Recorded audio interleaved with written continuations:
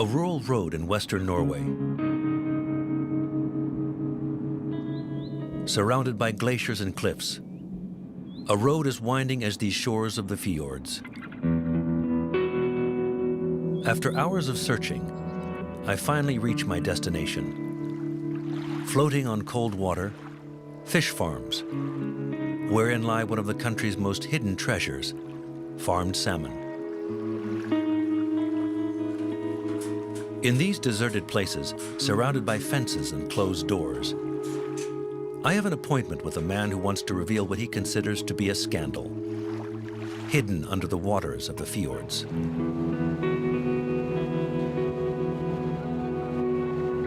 Kurt Odegalv is one of Norway's most respected environmental activists. He has gone to war against salmon farmers who, according to him, are responsible for a large-scale health disaster. It is a disaster, this, and now all this fish, because they're too many together, you know, with 2 million in a fish farm like this, they're too many together, and they get sick, and today you have a pandemic because PD and ISA is spread all over Norway, and they don't want to tell it to the customers like the people in France, you know. Over the last 10 years, Kurt Odegalv has placed these factory farms under strict surveillance, gathering evidence. Today he wants to reveal to me the practices of these Norwegian fish farmers whom he considers so dangerous. In these images, which he filmed, he claims that these men are pouring a powerful pesticide into these waters, one known to have neurotoxic effects. They must protect themselves with work suits and gas masks from chemicals to treat salmon attacked by pests and diseases which abound in these farms. You will find different kind of ivermectin, you will find flubenzerones, you know, all kind of chemicals, and that's disgusting, you know. It's nothing for people to eat. I mean, you know, Norwegian salmon is the most toxic food you have in the whole world. Toxic fish, which are regularly sold in our supermarkets. And Norwegian salmon is not the only species concerned. To verify these accusations, I spent several months investigating behind the scenes in the fishing industry. The ultimate health food, recommended by doctors and nutritionists, fish has retained its image as a healthy and natural product. Yet its flesh holds many secrets, among the most toxic in the agro-food industry. From Norway to Vietnam, via Sweden and Denmark, I investigated the ins and outs of this global industry. Fish, livestock, fish products, but also prepared dishes. We're going to dive into the murky waters of an out-of-control industry which, to our knowledge, is pouring a dangerous cocktail of chemicals into the food which reaches our tables.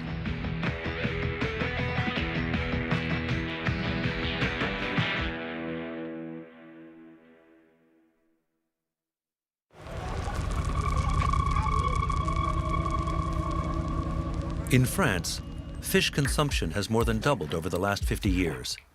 It has now reached 37 pounds per year per capita. That's more than beef or chicken. To meet the demand, new fish have appeared today, and today's fish shops hardly resemble those of the past.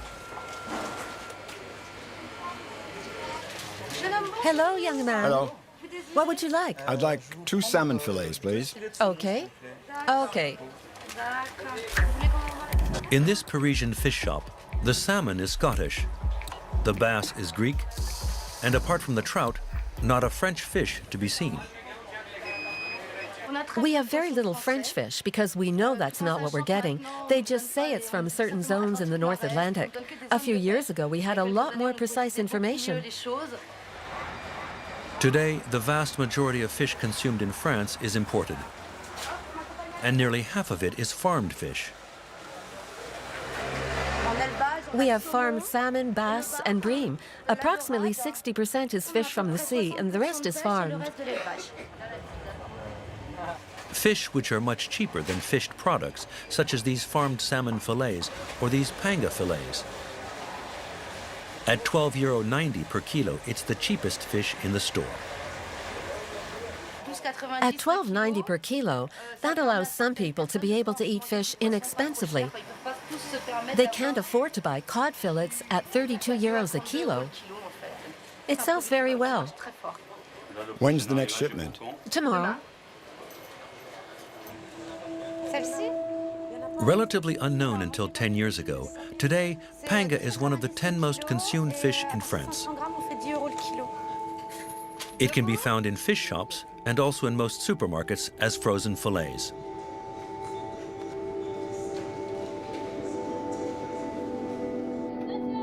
But thanks to its low price, panga has become especially prevalent in the mass catering business, to the point of becoming one of the most consumed fishes in school lunches. How have these farmed fish products been able to be offered at such low prices? And what exactly can be found in the flesh of these fish which is being served to our children?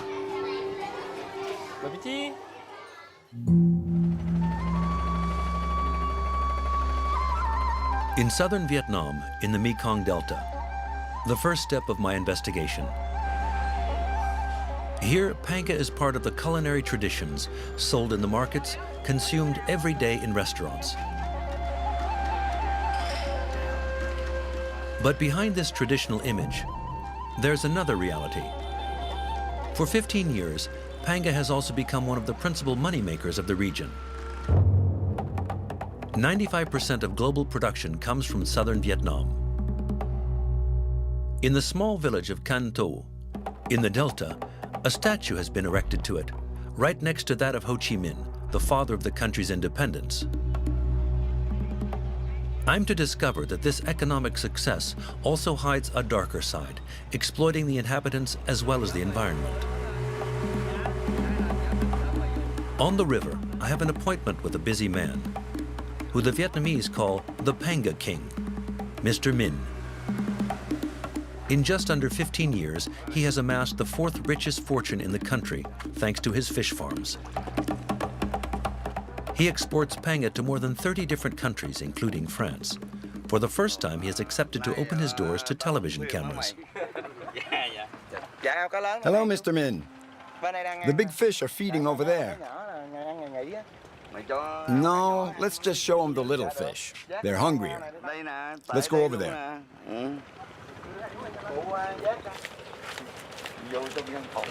Mr. Minh's fortune can be found entirely under the water of these fish ponds. To understand its magnitude, you must come here early in the morning and watch the show while the fish have their breakfast.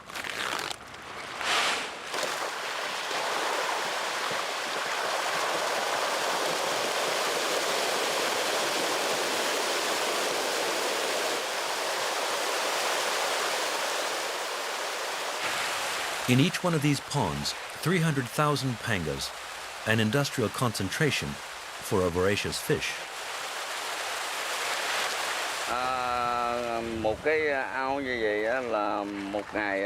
We feed these panga twice a day, and each time we give them 3 tons of food.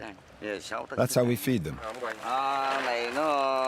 Stuffed with dry pellet feed, bloated with fat and protein, the fish reach adult size in just 6 months, 2 times faster than in nature.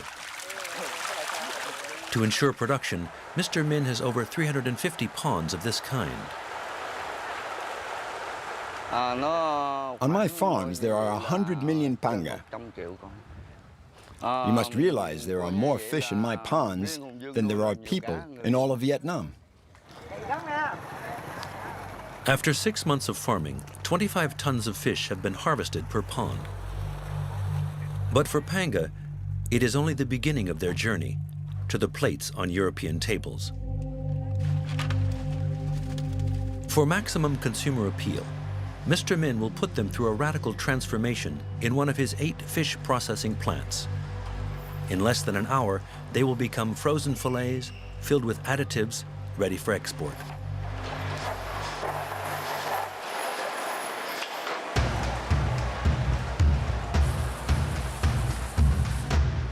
To prepare the fish, which will be sold at low prices on the European market, More than 1,000 workers process up to 100 tons of panga per day. Employee compensation depends on their performance, up to 150 euros per month. But to do that, they must keep up the pace. On average, 10 seconds per fillet, 10 hours a day. The more they work, the more they earn. That's the rule here.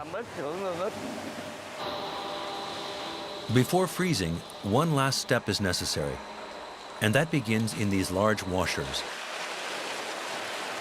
In this water, polyphosphates, additives which facilitate freezing. But they have another advantage. They allow the fillets to soak up water which artificially increases their weight. In the end, the fish are tasteless and odorless. But surprisingly, to Mr. Min, that is an advantage for exportation. Unlike other fish, panga has no odor. And it's tasteless as well, so it takes on the flavors of the spices added to it. So suddenly, it's become a favorite of kitchens throughout the world. That's the secret of panga.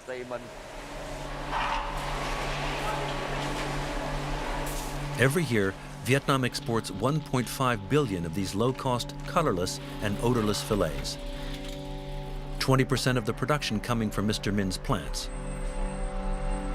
In his freight depot, several thousand tons are being shipped to Spain, the Ukraine, as well as Brazil. But also, according to Mr. Min, to certain French supermarkets. Okay.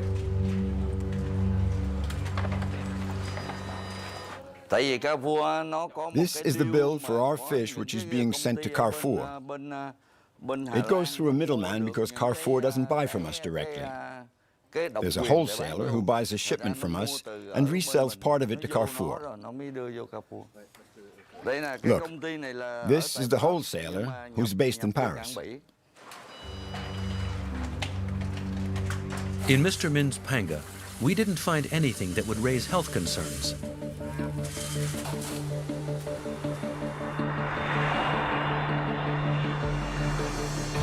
But on other fish farms, some fish have flesh with dangerous chemical cocktail concentrations. Most farmed panga are sick because of the pollution from the Mekong waters. Mr. Nguyen is the local representative of the WWF. In 2009, this association put panga on its red list of products which are dangerous to the environment as well as to the consumer. Look, there. That's a fish farm. There are panga right there. The panga on this farm are raised in water directly pumped into the channel, one of thousands of small tributaries of the Mekong with high pollution levels. The pollution can be seen with the naked eye. You only have to compare the color of these small channels with that of the main river. Here, it's much darker. It's because of all the human activity around it. Into these channels, millions of Vietnamese dump their household waste on a daily basis. The region is also the world's largest rice exporter. Intensive cultivation practices which spread massive amounts of pesticides. Faced with this cocktail of pollutants, the waters have reached high alert status. These channels concentrate green algae and bacteria, which destroy the oxygen and release toxins into the water. And that can make the panga sick? Yes, of course. Because by reducing the oxygen levels in the water, it affects the immune system and the health of the fish. And to treat their panga sickened by pollution, farmers pour industrial quantities of drugs into the ponds.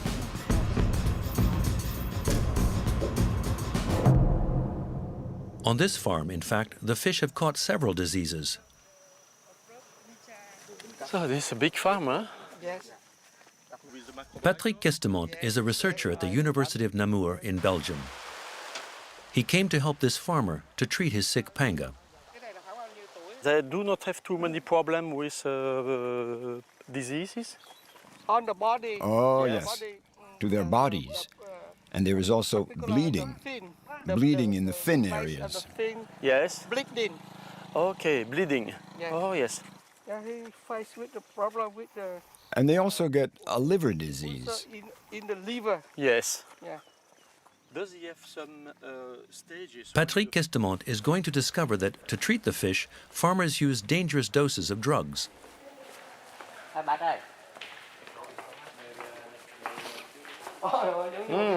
Plenty of chemical here. Okay. Yes, here you can see the antibiotics. In this local pharmacy, there are hundreds of boxes of antibiotics of all kinds. Heavily used on the farms, they cause a chain reaction. Yes. Okay. The problem is that there are always residues. They're found in the environment, and eventually the bacteria becomes resistant to these antibiotics. Ces antibiotiques. Regularly administered to the fish, these antibiotics heighten the diseases they are supposed to fight, forcing the producers to raise the dosages. A vicious circle because today the farmer can't avoid it.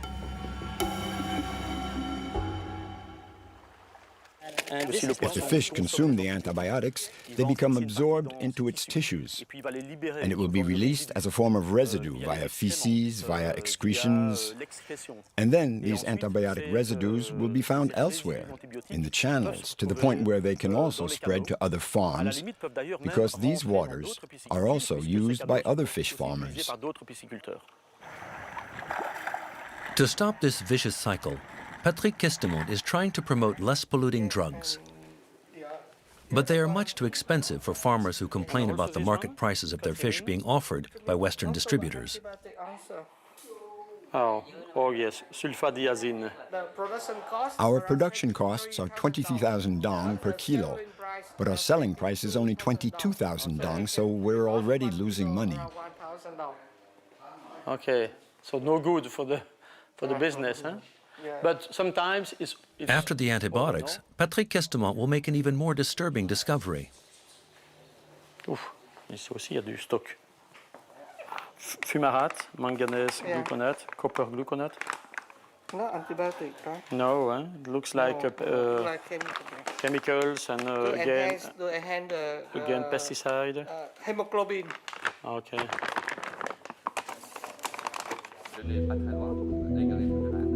Pesticides that concentrate in fish flesh and in the Mekong waters, dry feed pellets which make the panga grow twice as fast than from natural food, and a record number of fish concentrated in the ponds. These farming conditions put consumers' health at risk. Here in Vietnam is where my investigation ends because there haven't been any independent scientific studies conducted here on the subject. To find the answer, I'm to return to a country that has pushed the use of chemicals and industrial farming techniques even further.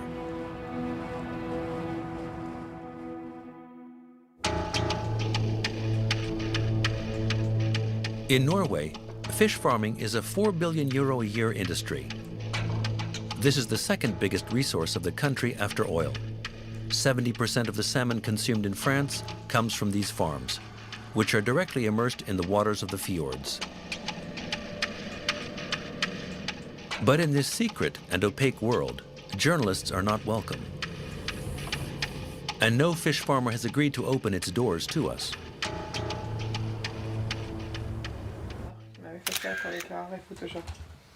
Photoshop it. Once again, I find Kurt Odegalv, the activist who fights against the methods used by the Norwegian fish farmers. To unlock the secrets of the fish farms, his organization has employed methods worthy of a spy movie.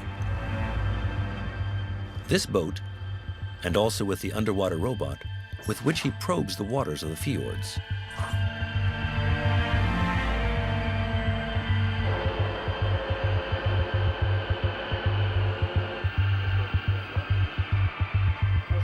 It's filled with bacteria.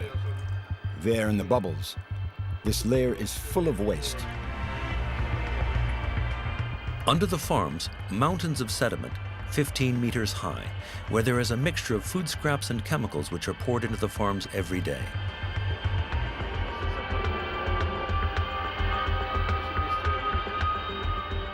It's incredibly polluted there.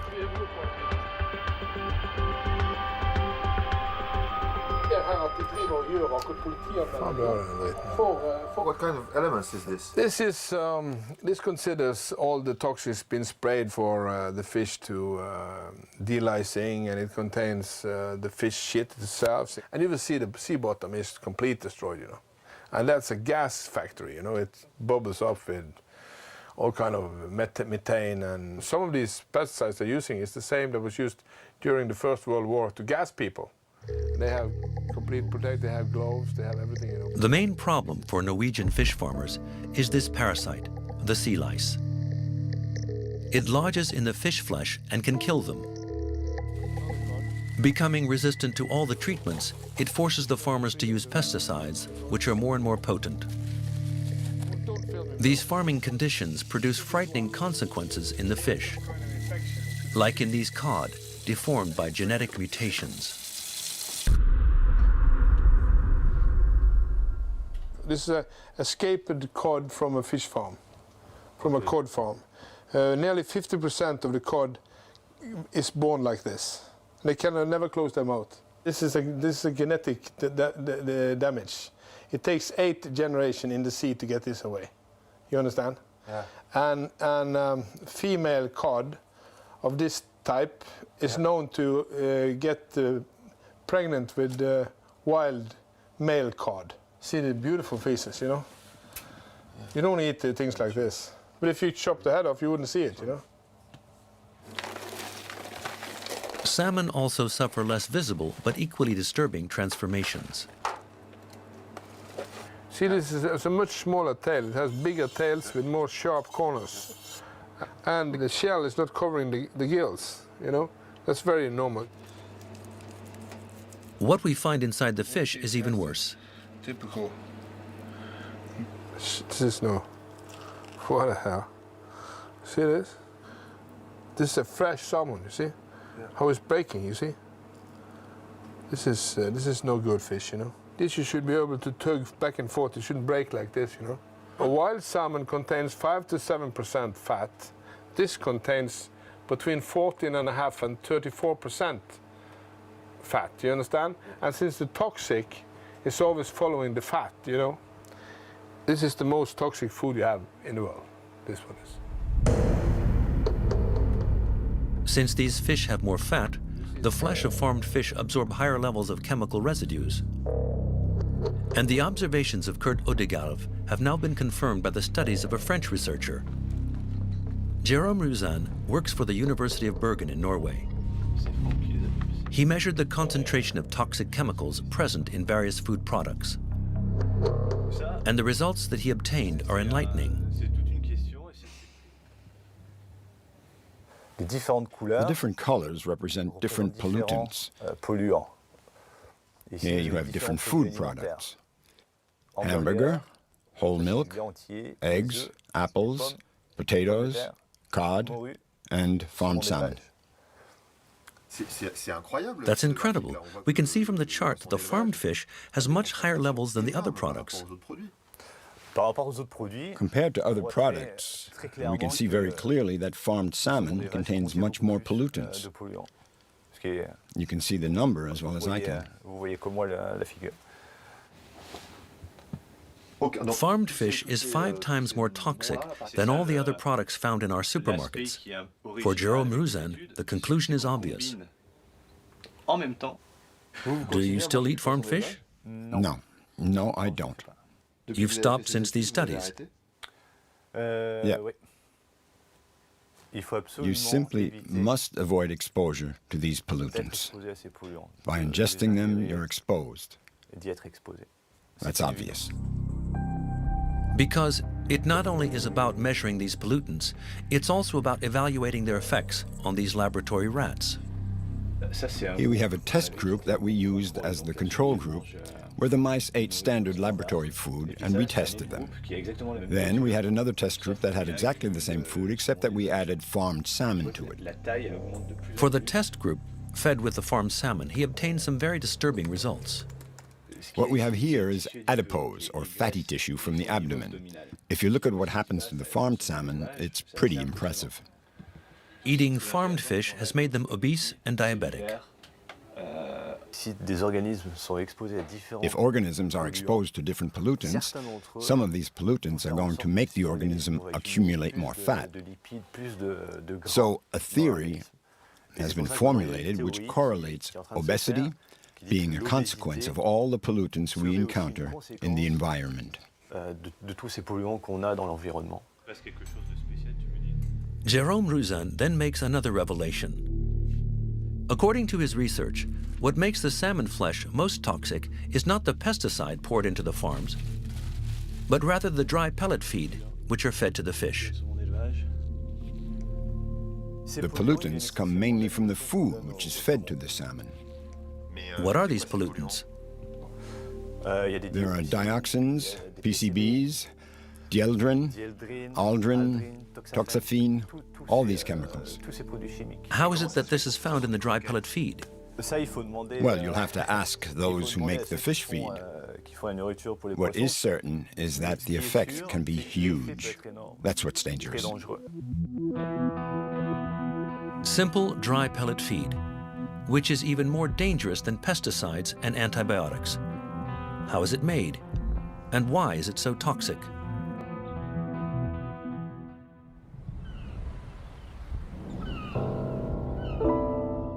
The small port of Tiburon in western Denmark. Here, fishing boats don't supply fish markets or supermarkets.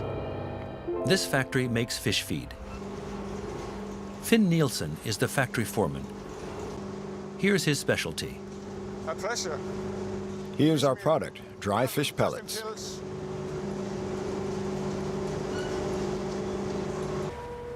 These pellets are made from the flesh of freshly caught fish.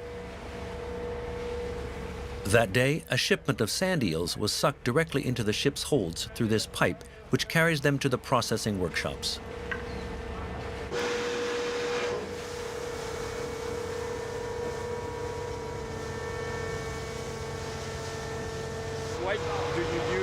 Why do you use these eels for your feed pellets?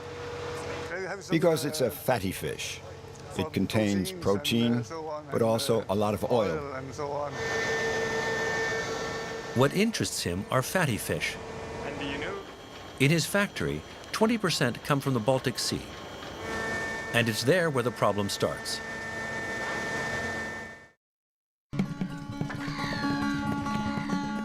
The Baltic is one of the most polluted seas in the world. And some of the species they catch there have become toxic, contaminating the pellets, but also the entire food chain. In Sweden, I have an appointment with Jan Isaacson. He's a Greenpeace activist. He brings me to a fish shop to buy fish caught in the region. Hello. I'd like some herring and salmon, please. But before selling them to us, the fishmonger is going to say something rather surprising. She's warning us about her own merchandise. It's not very big. This is Baltic herring. You should be careful.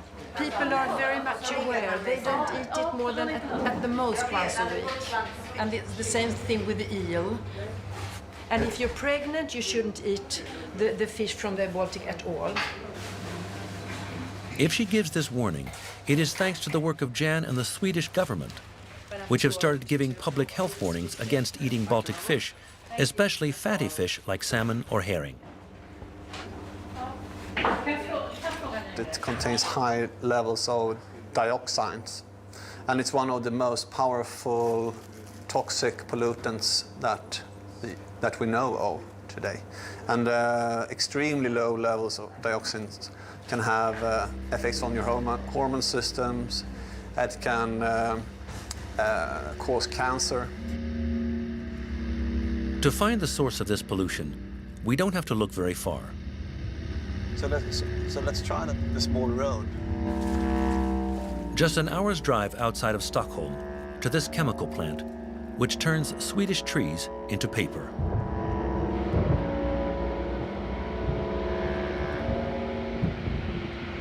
Paper mills like this is historically one of the main sources of dioxin pollution. So It's quite natural to find it in here in high concentrations here. And Swedish chemicals are not the only polluter. Around the Baltic Sea, 9 highly industrialized countries, including Germany and Russia, dump their chemical waste. An almost closed sea, whose waters are not renewed for 30 years. The chemicals are concentrated here and end up in the fish. These pollutants, they bind to the fat in your body, and that's why salmon and herring is extra vulnerable to this pollutant, because you have a very fatty meat, which we like because of the omega-3. But at the same time, they bind a lot of these very, very dangerous toxics. These chemicals then move up the food chain.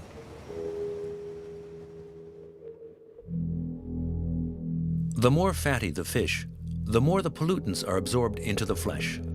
Some, such as pesticides or PCBs, are never eliminated and are called persistent organic pollutants.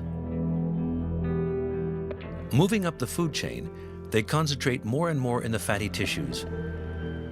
At the end of the chain, a kilo of tuna or salmon is much more toxic than a kilo of small fish.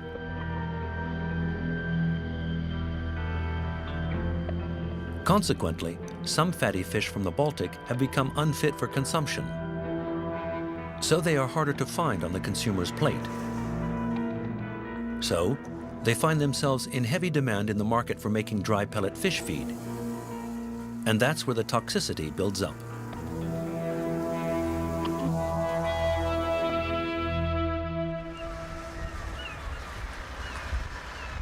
Back to Tiburon, in the dry pellet feed plant. To process the fatty fish, Finn Nielsen cooks them in these large ovens. At the end of the line, he obtains 2 very different products. Firstly, protein powder, and secondly, fish oil. These 2 ingredients are used to come up with the finished product, and each of them in their own way will contribute to the contamination of the pellets. Let's begin with the oil. By concentrating in the fatty parts, it accelerates the buildup of the pollutants. This is why farmed fish are more susceptible than wild fish. Protein powders, in turn, pose another problem, even worse. It's at the end of the line that I find it, in this large chemical container.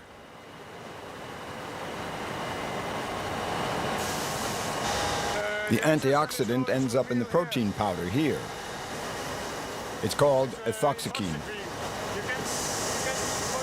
Ethoxyquin, a product that Finn Nielsen uses extensively, but apparently he doesn't know anything about. What is it used for? What happens if you don't use it? I don't know what it is. I just know I have to put it in.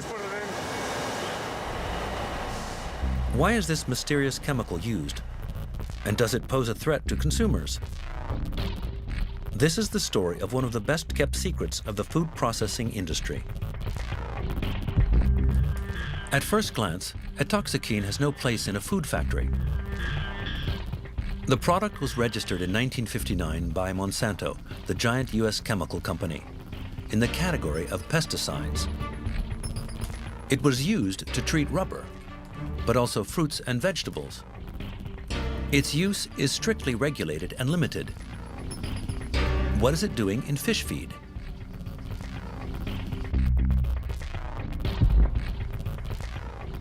The answer can be found in Switzerland, in Geneva, in this anti-fraud laboratory. 2 years ago, Patrick Eder and Didier Ortelli were surprised to find ethoxyquin in the flesh of farmed fish in extremely high levels, well above the 50 micrograms per kilogram permitted in foodstuffs.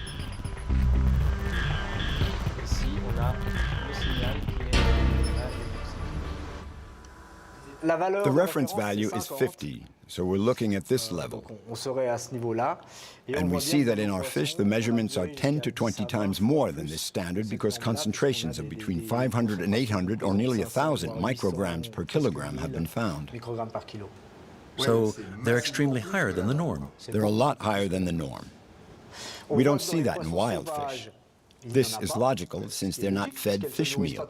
On the other hand, all the fish coming from the aquaculture industry are contaminated with ethoxyquine. Before them, nobody had ever thought to look for ethoxyquine in fish, and for good reason. The product is supposed to protect fruits and vegetables, but meal manufacturers have found another use for it.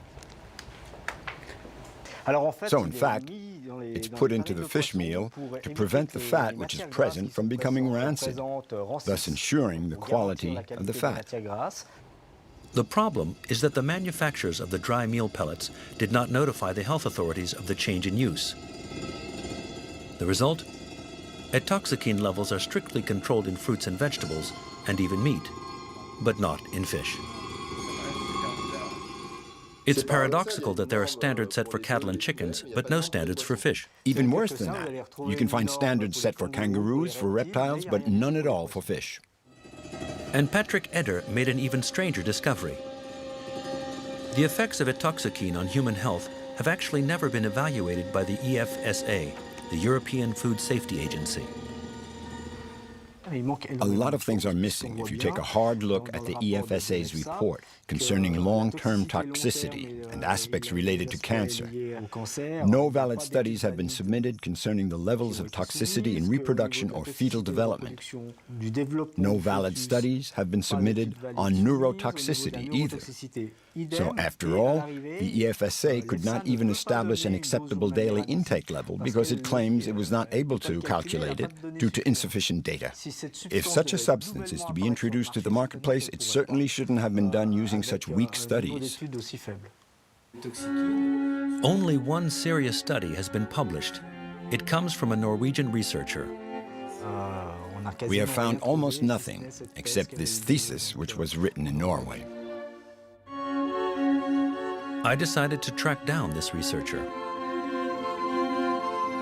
She defended her thesis in Bergen in Western Norway, in this state research institute, the NIFES. However, since then she has lost her job there, so I found her at home.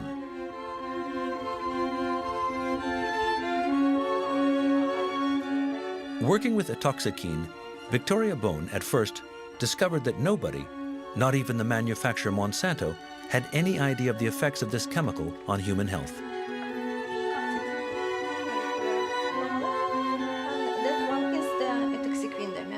I think in fact, no one asked if it was a safe product. They just assumed that it wouldn't pose a problem. I don't know. But it's not been investigated. No. But that's crazy. You're not supposed to put something in our food without investigation, no? Yes. After several years of work, she made 6 major discoveries concerning this product, each one more disturbing than the others. It goes through the blue. I discovered that ethoxyquine has the power to cross the blood-brain barrier. What we know about the This barrier has a very important function. blood-brain barrier is that It exists as a physical means to protect the brain from toxic substances. barrier for xenobiotics or substances. No foreign substance to the human body is supposed to be able to pass through it. To diffuse into the brain. But this substance can still go through. Yes. So that's really bad. Yes. It's really bad. Of course. And this discovery should have been published as quickly as possible. As soon as possible, yes. Yeah. Every day, acceptable day. In her opinion, brain contamination, but also probable carcinogenic effects. The problem is that over the last few years, Victoria Bone hasn't been able to publish any of her results in a scientific journal. But it's not published yet. Oh, yeah. Why can you not make it? Who doesn't want you to make Because it? I'm not. Because I'm no longer employed at the institute. I lost my status as a researcher, and suddenly I didn't have the right to publish my scientific research. At the end of her thesis, and despite her many discoveries, Victoria Bone had indeed left the State Research Institute, officially, voluntarily.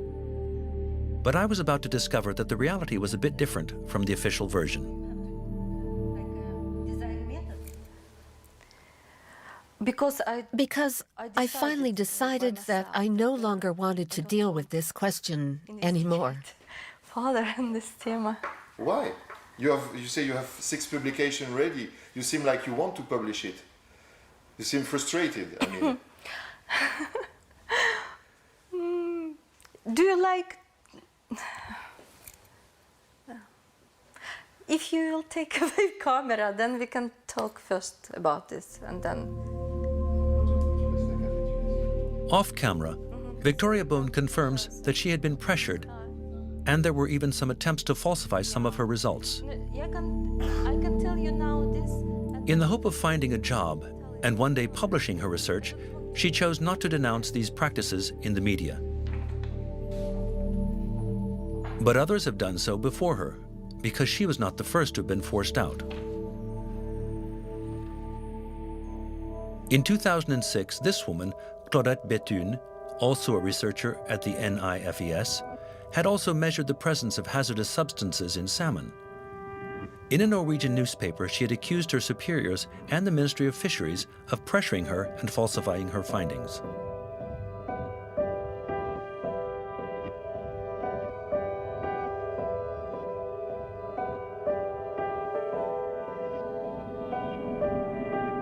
Four years ago, research funding for a toxicine was cut by the Norwegian Ministry of Fisheries. And according to Kurt Odekalv, this decision may have been made under pressure from the Minister of Fisheries herself. She is also the author of the food security system that's controlling the fish farm diseases. And she controls the food authorities, she controls all things that has to do with fish farming in Norway.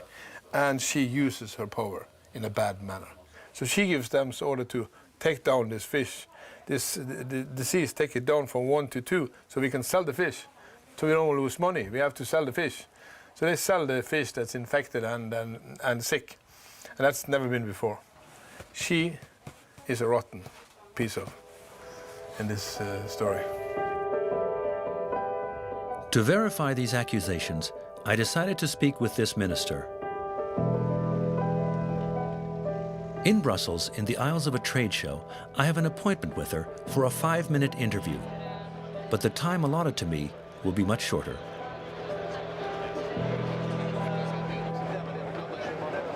The people at the NIFES, they say they're trying to do some research about a substance called a toxiquine, but they say they don't have money to do it. Are you going to fund some research about toxiquine? I'm sorry, I don't know about that research program, so I can't say anything about that now. Sorry? No, I think for the moment we are here to talk about the seafood exposition, and that's why we're doing. I'm sorry, I'm not... No, but Quickly, a communications officer puts an end to the interview. We've had many... I'm sorry, the interview is over. Yeah, but I couldn't ask all my questions, you know. No, but that's how it is. Go on, okay, Bob. We have a very tight schedule, so... The minister does not wish to talk about a toxicine. Arranged for us. She claims to know nothing about it. That's my question. However, if we take the time to check her CV, which is posted on the ministry's website, we learn that she worked for 4 years as a consultant for EWOS, the world leader in dry fish meal pellets, just before being hired as a consultant to the Ministry of Fisheries. Since then, she has held dozens of jobs in the salmon industry and has even led one of the main lobbies, the FHL, professional union. And, according to Kurt Odekalv, there is still some missing information from her impressive CV. All the management authorities have their own interest in fish farming. She's owning 8% of a big fish farm. And her director is owning 20% of another fish farm. So this is what we call corruption. And this is like the Italian mafia. The accusation may be outrageous, but the facts are there, hidden by a simple financial arrangement. It was enough for me to examine the records of this company called JMJ Invest. The minister is the major shareholder. And JMJ Invest actually possesses more than 10% of a major Norwegian salmon farm, of which several other shareholders are members of the minister's family.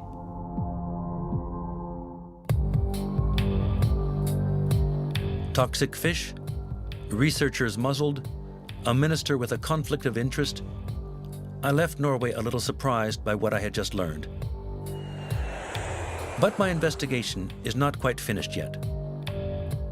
I still have to discover how these fish sometimes make it to our plates without us even knowing it. All it takes is for a manufacturer to decide to discreetly mislabel a product, exactly as what happened in the horse meat scandal.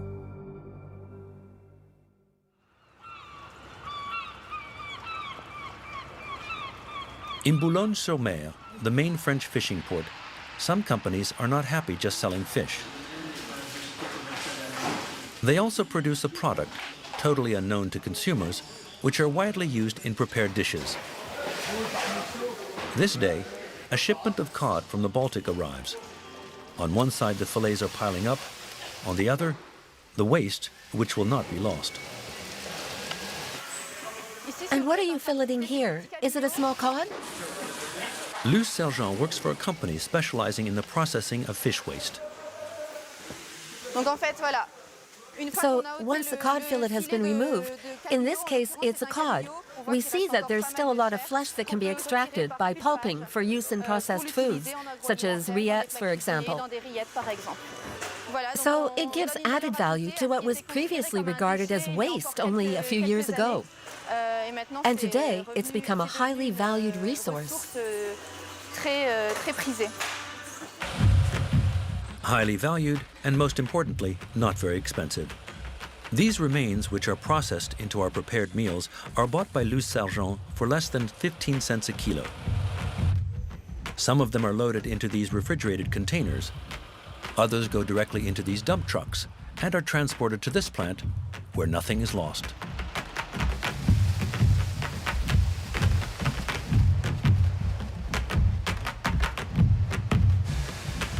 Firstly, the fish skins are recovered for use in the cosmetic industry.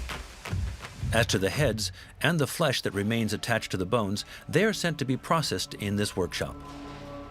But when we arrived, all of the machines had been turned off, even though it's pretty clear that they had recently been in use. But just before our visit, the boss of the plant ordered the production line to be shut down. Showing the workshop procedures doesn't bother him. He's just afraid that consumers would be shocked if they saw what the pulp looks like.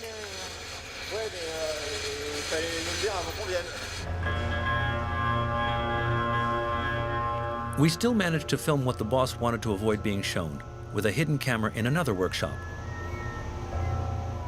It's of this pulp machine in action, crushing the waste and extracting this shapeless mash and not very appetizing substance, which is called the pulp.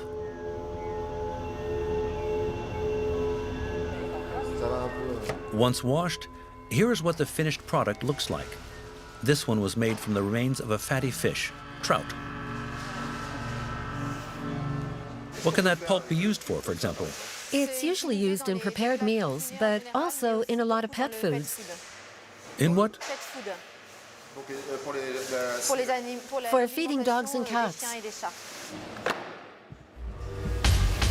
The advantage of this product is, first and foremost, its price. The pulp sells for around €1.30 per kilo, 10 times cheaper than a fish fillet. So it's really in demand for food manufacturers, especially since they are not required to indicate on their products' labels that they contain pulp. A plant which makes prepared meals in Western France. This morning, fraud control teams make a surprise inspection. So, Mr. Emmerich, head of the Social Protection Department. Hello, welcome. Jean-Michel Emmerich came to inspect the stocks of this famous brand food processing company. And this cod and potato pie, he wants to check its composition. So this is the list of ingredients. You have water, cod, 23%, made up exclusively of cod and salt. So the professional's job is to determine if there is indeed 23% of the pure product in this meal. Pure product, in a manner of speaking. When a prepared meal is labeled, for example, made with cod, without adding the words fish fillet, it is usually made with pulp. You cut off the edges, and you take sample pieces from the middle. Jean-Michel Emerick wants to check that the composition of the pulp block corresponds to what is indicated on the label. So here we have a block of fish flesh, which has been compressed because it's a frozen product. So obviously it's easier to hide other fish species by mixing them in with the cod than it would be if they were presented as fillets.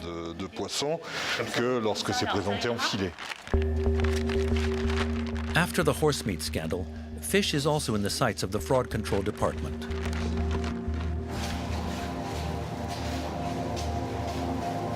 The samples are sent for DNA analysis to the Marseille National Analysis Laboratory, led by Frédéric Saltron. Identifying fish is a long and complex process. According to a recent US study, 1 out of 3 fish labels is misleading, and that's the case with our pulp sample. It says there are several things in it. This shows there's a part of Pacific cod, and there are 3 parts of Alaskan pollock, as we see here on the Alaskan pollock comparison sample. So roughly speaking, we have Pacific cod and Alaskan pollock. Yes. But Alaskan pollock hasn't been mentioned as an ingredient. No. So that's illegal. It's an anomaly. We'll have to have the professional explain the possible origin of the Alaskan pollock in the pulp of this raw material. We shouldn't exclude the possibility of the accidental origin of the fish, or simply the fact that Alaskan pollock is cheaper than Pacific cod, which could be a case of fraud. And you also have another kind of possible fraud, which would be passing off a farmed fish as a wild one. Pollock in place of cod. In pulp, species substitutions are much more frequent and pose a problem of traceability. Today, the entire fish industry may be affected by these health concerns. So much so that some health professionals are completely changing their viewpoints concerning fish. Jean-Loup Mouisset is an oncologist. Today he is hosting an awareness-raising workshop on the causes of cancer for these women, all of whom are affected by the disease. Our goal is not to go after the guilty parties, but rather to take measures that will help prevent recurrence. And among the many causes that may lead to cancer, fish has become one of his concerns. Simple advice. Don't eat much big fish, like salmon or tuna, not more than once or twice a month. You should eat small fish, rich in omega-3s if possible. For someone who has breast cancer, I would recommend small fish. Eating fish may affect my health, is that what you're saying? Yes. Yes, before it was good because of its measurable constituents, rich in omega-3s in particular, and vitamin D. You weren't given a spoonful of cod liver oil during your childhood for nothing, because it was rich in vitamin D and was beneficial to your health. But suddenly, we find fish that is full of pesticides and mercury. And if it's fish from Finland, we know that there is a lot of radioactivity, still 20 years after Chernobyl. So it's fish that shouldn't be eaten. It's fish that's full of radioactivity, mercury, heavy metals, PCBs, dioxins, etc. It's just not the same anymore. So the message has to be different because, unfortunately, things have changed. For 30 years, the French health authorities had encouraged unlimited fish consumption. This summer, they lowered their recommendations. No more than 2 servings of fish per week. One way to prevent or anticipate what could be our next food scandal.